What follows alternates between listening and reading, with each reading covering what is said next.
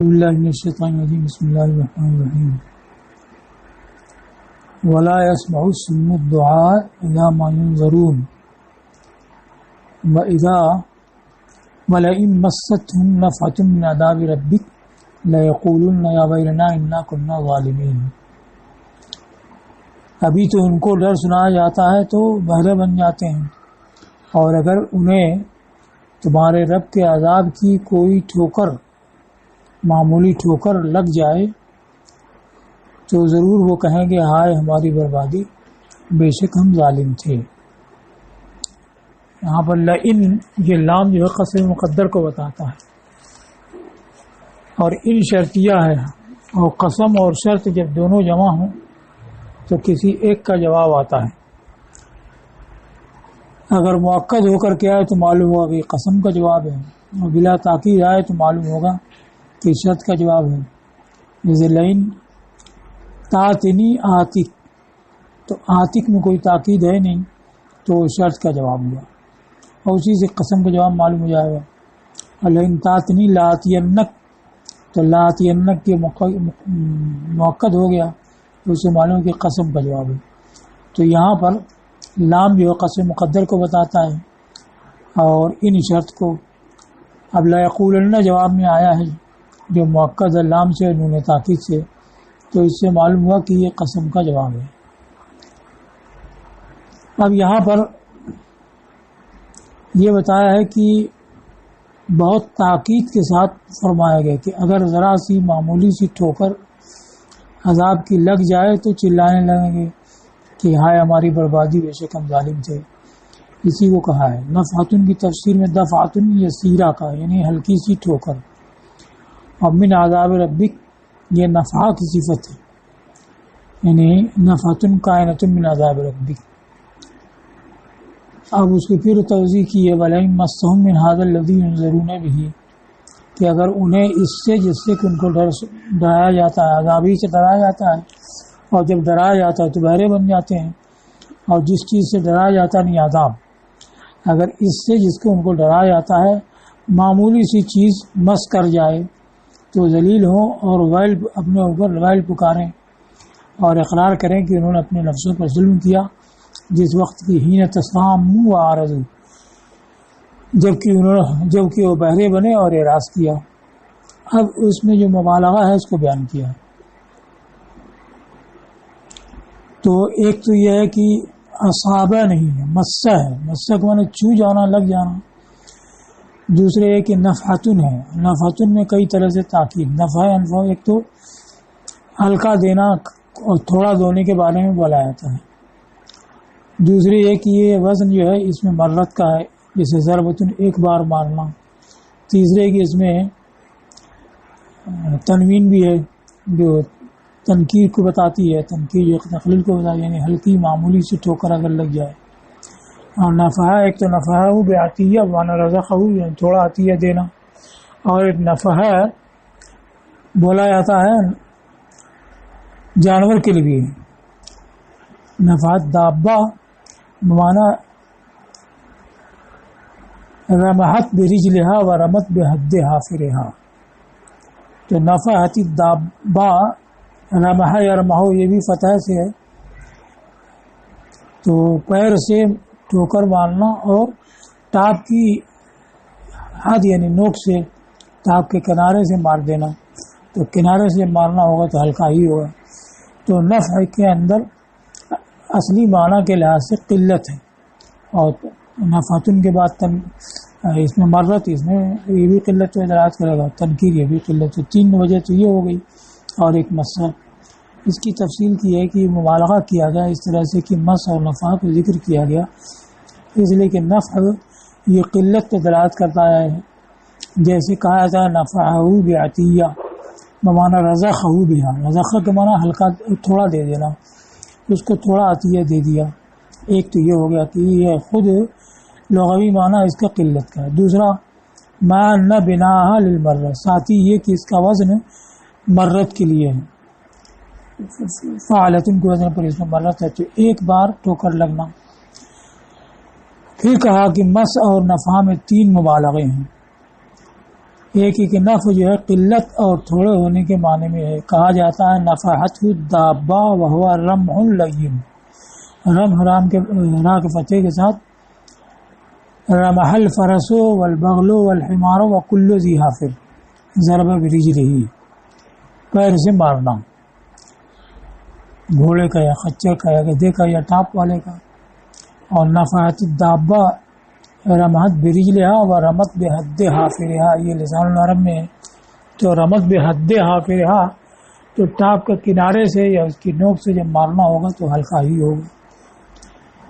تو اس طرح سے لفظ نفع میں کئی طرح موالات. کہا جاتا نفحت الدابہ وہو رمح لین، وہ ہلکی سی ٹھوکر مارنا ہے. اور کہا جاتا ہے نفعہ بعطیہ بمعنی رزق، یعنی تھوڑا دیا. اور وزن یہ ہے اس میں مرت کا ہے. اور سکاکی نے ایک بڑھایا کہ تنکیر اس میں ہے، تنکیر بھی قلت کو بتاتی ہے. یہاں تک ہو گیا. اب آگے ارشاد ہے وَنَضَعُ الْمَوَازِينَ الْقِسْطَ لِيَوْمِ الْقِيَامَةِ، اور ہم انصاف کی ترازو میں رکھیں گے روز قیامت کے لیے. یا تو لام اس میں وقتیہ ہو یعنی اس وقت رکھیں گے، یا اہل مقدر ہو یعنی روز قیامت والوں کے لیے. وَلَا تُظْلَمُ نَفْسٌ شَيْئًا، تو کسی جان پر کچھ بھی ظلم نہیں کیا جائے گا. اب یہاں موازین کو بتا کہ میزان کی جمع ہے. میزان ما یوزن بہ الشیء فتعرف کمیتہ، جس سے کسی چیز کو تولا جائے پھر اس کی مقدار معلوم کر لی جائے. اب یہ موازین جمع کا صیغہ آیا ہے تو اس کو بیان کیا کہتے ہیں حسن بصری سے روایت یہ ہے کہ ایک ہی میزان ہوگی اور اس کے دو پلے اور ایک لسان ہوگی. لسان وہی بیچ میں ہوتا ہے. اب میزان کو جمع کو لایا گیا اس کی تعظیم شان کے لیے، جیسے کہ باری تعالیٰ کے ارشاد یا ایھا الرسول میں خطاب حضور صلی اللہ علیہ وسلم سے ہے اور جمع کے صیغے کے ساتھ ذکر ہے. اب یہ جو آیا ہے کہ اعمال کو تولا جائے گا تو یہ حقیقتاً ہوگا یا یہ ہے کہ یہ مجازن ہے. تو معتزلہ اس کے قائل ہیں کہ اعمال جو ہے اعراض ہیں، اور اعراض یہ قابل وزن نہیں ہوتے کہ وزن کرنے کے لیے کوئی جسمی ہونا چاہیے. تو وہ کہتے ہیں کہ وزن اعمال کا مطلب ہے عدل اور انصاف، یعنی عدل و انصاف ہوگا. موازنہ کا مطلب معادلہ، محاکمہ. اور اہل سنت کے نزدیک یہ ہے کہ نصوص کو ان کے ظاہری پر رکھا جائے گا جب تک کہ کوئی دلیل اس سے پھیرنے والی نہ ہو. تو جب نصوص میں آیا ہے کہ وزن اعمال ہوگا تو اس کو ماننا چاہیے. اب یہ کہ وزن اعمال ہوگا تو کس طرح سے ہوگا، اس بارے میں تین قول ہے. ایک کہ اصحاب اعمال جو ہیں اشخاص خود انہی کو میزان پر رکھا جائے گا. دوسرا ہے کہ اعمال ناموں کو رکھا جائے گا. تیسرا جو ہے ابن عباس سے مروی ہے کہ اعمال جو ہیں جسمانی پیکر میں ہو جائیں گے اور ان کو وہ قابل وزن ہو جائیں گے اور ان کو وزن کیا جائے گا. امام قرطبی نے جو الجامع لاحکام القرآن ان کی کتاب ہے تو اس میں ترجیح دی ہے اس کو کہ اعمال نامے وزن کیے جائیں گے. اور مصنف نے ذکر کیا ہے کہ والوزن لصحائف الاعمال فی قول، کہ وزن جو ہے اعمال ناموں کا ہوگا ایک قول میں. یہ ایک قول ذکر کر دیا. دوسرا یہ کہ خود اصحاب اعمال لائے جائیں گے، ان کو تولا دیا جائے گا. اس میں صحیحین کی حدیث ہے کہ حضور صلی اللہ علیہ وسلم نے فرمایا لیات العظیم السمین یوم القیامہ لا یزن عند اللہ جناح بعوضۃ، کہ بھاری بھرکم فربا شخص قیامت کے دن آئے گا اور اللہ کے ہاں مچھر کے پر کے برابر اس کا وزن نہیں ہوگا. تو اس سے ظاہر ہوتا ہے کہ خود آدمی ہی وزن کیا جائے گا. اور دوسرا قول ہے ابن عباس سے جو مروی ہے کہ اعمال مجسم ہو جائیں گے اور وزن کیے جائیں گے. اور یہ جو امام قرطبی نے کہا ہے کہ اعمال نامے وزن کیے جائیں گے تو دلیل میں یہ حدیث پیش کرتے ہیں کہ امام احمد، ترمذی، ابن ماجہ، ابن حبان، حاکم، ابن مردویہ، لالکائی اور بیہقی کی نے روایت کی ہے عبداللہ ابن عمرو سے کہ حضور صلی اللہ علیہ وسلم نے فرمایا یصاحب برجل من امتی علی رؤوس الخلائق یوم القیامہ، میری امت کے کسی ایک شخص کو ساری مخلوقات کے سامنے روز قیامت پکارا جائے گا. فینشر له 99 سجلہ، تو اس کے لیے 99 دفتر پھیلائے جائیں گے. ہر دفتر تحت نگاہ ہوگا. پھر رب تعالیٰ فرمائے گا بندے سے اتنکرو من ھذا شیئا، کیا تجھے اس میں سے کسی چیز سے انکار ہے؟ ظلمک کتبتی الحافظون، کیا میرے لکھنے والے فرشتوں نے، محافظ فرشتوں نے کچھ ظلم کیا ہے؟ تو بندہ کہے گا لا یا ربی، تو فرمائے گا افلک عذر او حسنۃ، کیا تیرے پاس کوئی عذر ہے یا کوئی نیکی ہے؟ تو سرکار فرماتے ہیں فیاب الرجل فیقول لا یا ربی، آدمی حیبت زدہ ہوگا تو کہے گا کہ نہیں ہے رب۔ تو رب تعالیٰ فرمائے گا بلا، کیوں نہیں، ان لک عندنا حسنۃ، بے شک ہمارے ہاں تمہاری ایک نیکی ہے، وَإِنَّهُ لَا ظُلْمَ عَلَيْكَ الْيَوْمَ، اور آج تمہارے اوپر ظلم نہیں ہوگا۔ فَيُخْرِجُ لَهُ بِطَاقَةً فِيهَا أَشْهَدُ أَن لَا إِلَهَ إِلَّا اللَّهُ وَأَشْهَدُ أَنَّ مُحَمَّدًا عَبْدُهُ وَرَسُولُهُ۔ بطاقت اب کارڈ کو کہتے ہیں، اب یہاں مراد قطعۃ من القرطاس، تو اللہ تعالیٰ اس کے لیے ایک ٹکڑا، کاغذ کا ٹکڑا نکالے گا جس میں یہ لکھا ہوگا اشہد ان لا الہ الا اللہ واشہد ان محمدا عبدہ ورسولہ۔ تو بندہ کہے گا کہ اے رب، یہ ٹکڑا، کاغذ کا یہ ٹکڑا ان دفتروں کے مقابلے میں کیا ہوگا؟ تو اللہ تعالیٰ فرمائے گا کہ آج تجھ پر ظلم نہیں کیا جائے گا۔ فَتُوزَعُ السِّجِلَّاتُ فِي كِفَّةٍ وَالْبِطَاقَةُ فِي كِفَّةٍ، ان دفتروں کو ایک پلے میں رکھا جائے گا اور بطاقہ کو ایک پلے میں رکھا جائے گا۔ فَتَاشَتِ السِّجِلَّاتُ وَثَقُلَتِ الْبِطَاقَةُ، تو دفتر ہلکے ہو جائیں گے اور بطاقہ بھاری ہو جائے گا۔ سرکار نے فرمایا لا يثقل مع اسم اللہ شیء، اللہ کے نام کے ساتھ کوئی چیز ثقیل نہیں ہو سکتی ہے۔ تو اس میں جو لفظ آیا کہ توزع السجلات فی کفۃ والبطاقہ فی کفۃ فتاشتی السجلات وثقلت البطاقہ، اس سے یہ معلوم ہوا کہ خود اعمال ناموں کو وزن کیا جائے گا۔ اس معنی میں اور بھی حدیثیں ہیں۔ تو اس کی بنا پر امام قرطبی نے یہ کہا کہ اعمال نامے وزن کیے جائیں گے، اور اعمال نامے جو ہیں وہ عرض نہیں ہوں گے، جوہر ہوں گے، اس وجہ سے وزن کے قابل ہوں گے۔ لیکن اب علامہ ابن حجر عسقلانی فتح الباری میں اس کو نقل کرنے کے بعد، قرطبی کا قول نقل کرنے کے بعد یہ کہا ہے کہ صحیح ہے کہ خود اعمال ہی وزن کیے جائیں گے۔ اور اس پر دلیل یہ کہ ابو داؤد اور ترمذی اور ابن حبان کی حدیث ہے ابو الدرداء رضی اللہ تعالیٰ عنہ سے روایت ہے کہ نبی کریم صلی اللہ تعالی وسلم نے فرمایا ما یوزع فی المیزان اثقل من خلق حسن، کہ میزان میں خلق حسن سے بھاری کوئی چیز نہیں رکھی جائے گی۔ تو خود خلق میزان میں رکھنا ایک تو مذکور ہے، دوسرے خلق حسن کو بھاری ہونا بتایا ہے، تو اس سے معلوم ہے کہ عمل خود ہی رکھا جائے گا، وہی تولا جائے گا۔ اس سے صریح ہے جابر رضی اللہ تعالیٰ عنہ کی حدیث ہے جس کو مرفوعاً سرکار نے فرمایا توزع الموازین یوم القیامہ فتوزن الحسنات والسیئات، کہ قیامت کے دن میزان کو رکھا جائے گا تو نیکیوں اور برائیوں کو تولا جائے گا۔ تو یہاں توزن الحسنات والسیئات صراحتاً ہے، جس سے معلوم کہ خود اعمال وزن ہوں گے۔ فمن رجحت حسنات ولا سیئات مثقال حبۃ دخل الجنہ ومن رجحت سیئات والحسنات مثقال حبۃ دخل النار۔ عرض کیا گیا فمن استوت حسنات وسیئات، فرمایا اولئک اصحاب الاعراف، اخرجہ خیثمہ فی فوائدہ۔ اور حضرت عبداللہ ابن مبارک نے کتاب الزہد میں ایت ابن مسعود سے اسی کے ہم معنی موقوفاً روایت کیا ہے۔ تو اس سے یہ معلوم ہوتا ہے کہ خود اعمال ہی وزن کیے جائیں گے۔ اور یہ مانا جا سکتا ہے کہ تینوں طرح سے میزان کا عمل ہو، یعنی کسی کو خود پلے پر رکھا جائے اور کسی کے اعمال نامے رکھے جائیں، کسی کا بے نفسی اعمال رکھے جائیں۔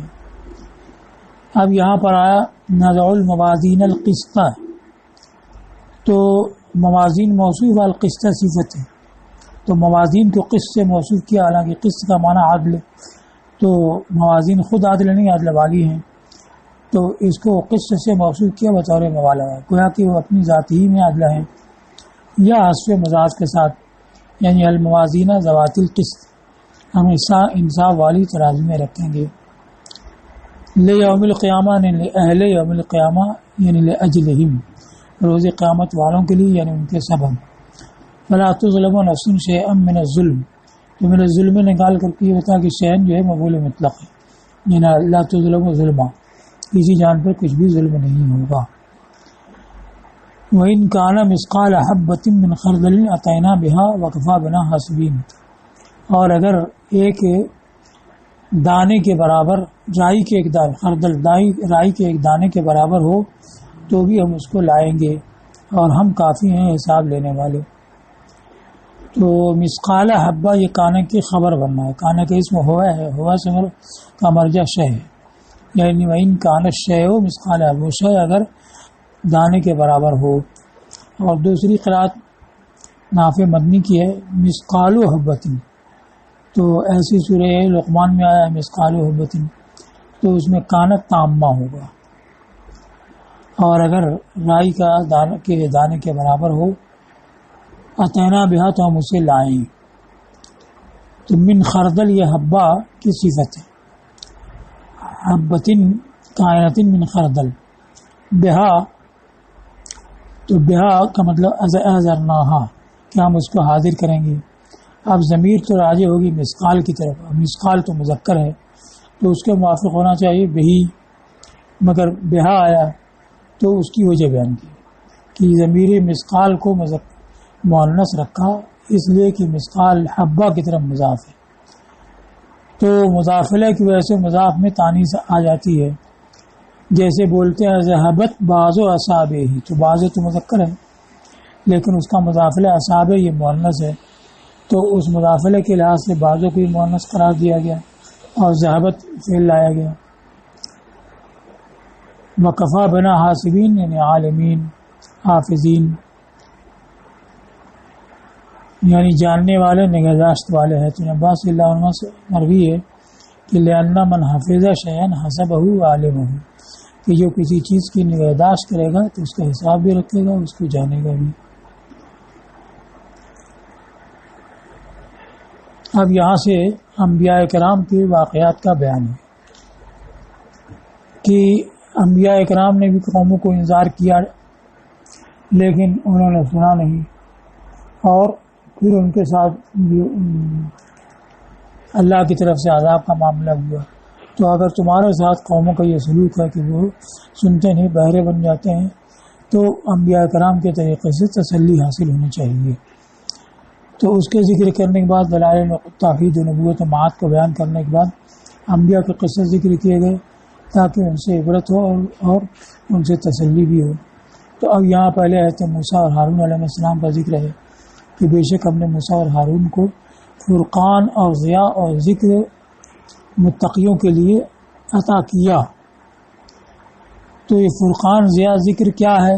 یہ کہا گیا کہ یہ تینوں توریت ہی ہیں، کہ وہی فرقان بھی ہے حق و باطل کے درمیان فرق کرنے والی، وہی ضیاء بھی ہے جس سے روشنی حاصل کی جائے، وہی اور نجات کی راہ تک پہنچا جائے، اور وہی ذکر بھی ہے۔ ذکر کے متعدد معنی شرف اور عزت، یا آواز اور تنبیہ، یا تذکرہ اس چیز کا جس کے لوگ اپنے دین کی مصلحتوں میں محتاج ہیں۔ اور عطف کے ساتھ آیا، اور عطف تو مغایرت کو ظاہر کرتا ہے، حالانکہ تینوں ایک ہی ہیں۔ تو اس کو بیان کیا کہ عطف جو ہے کبھی تغایر ذات کو بتانے کے لیے ہوتا ہے، کبھی تغایر صفات کو بتانے کے لیے ہوتا ہے۔ تو توریت کی صفات آپس میں مغایر ہیں، اس لیے واو آیا۔ اس کی مثال واو داخل ہوا صفات پر، جیسے کہ باری تعالیٰ کے ارشاد وَسَيِّدًا وَحَصُورًا وَنَبِيًّا میں حضرت یحییٰ علیہ السلام کی صفت میں فرمایا گیا ہے کہ اور سردار اور اپنے کو عورتوں سے قدرت کے باوجود روکنے والا اور نبی، جو تینوں ایک ہی ذات کی صفات ہیں۔ اور تم کہتے ہو مررت بزید الکریم والعالم والصالح، یہاں بھی واو کے ساتھ آیا صفات کے تغیر کو ظاہر کرنے کے لیے۔ اب للمتقین کیوں آیا؟ کہ جو فرقان اور ضیاء اور ذکر ہے تقوی والوں کے لیے، چونکہ فائدہ اٹھانے والے متقین ہی ہوتے ہیں، اس لیے انہی کے لیے وہ مفید و فرقان ضیاء اور ذکر ہے۔ تو فرمایا گیا کہ چونکہ متقین ہی اس سے فائدہ اٹھانے والے ہیں تو ان کو اپنے قول للمتقین کے ذریعے خاص کیا۔ اب اس کے آگے الذین یخشون ربهم بالغیب وهم من الساعة مشفقون، یہ ترکیب میں کیا واقع ہوگا؟ تو ظاہر یہ کہ المتقین کی صفت ہے کہ وہ جو کہ اپنے رب سے بے دیکھے ڈرتے ہیں اور قیامت سے وہ خوف زدہ ہیں۔ دوسرے کہ ہم الذین ہم مدعا الذین خبر یا عن الذین ہو، تو اس کو کہا کہ یہ الذین مجرور ہے وصف ہونے کی وجہ سے، یا منصوب ہے آنی یا ابدہو کی تقدیر کے ساتھ مدح پر، یا مرفوع ہے اسی پر یعنی مدح پر، تب ہم الذین ہوگا۔ یخشون ربهم یعنی یخافون بالغیب، یہ حال ہے یعنی یخافون فی الخلائے، یعنی غائبین ملتبسین بالغیب، وہ تنہائی میں غائب رہ کر کے بھی اس سے ڈرتے ہیں۔ وہم من الساعۃ، وہ ساعت یعنی قیامت اور اس کی ہولناکیوں سے ڈرنے والے ہیں۔ پھر فرمایا بہذا ذکر مبارک انزلناہ افانتم لہ منکرون، اور یہ یعنی یہ قرآن بابرکت ذکر ہے، برکت ذاتی خیر العیب کہتے ہیں جو تفسیر کی ہے کثیر الخیر غزیر النفع، بہت بھلائی بہت زیادہ نفع والا، جس کو ہم نے محمد صلی اللہ تعالی وسلم پر اتارا ہے، تو کیا تم اس کا انکار کرتے ہو؟ یہ استفہام توبیخ ہے، یعنی قابل انکار نہیں ہے اور تم اس کا انکار کرتے ہو۔ اے جاہدون انہ منزل من عند اللہ، یعنی اس بات کا انکار کرتے ہیں کہ وہ اللہ کی طرف سے اتارا گیا ہے۔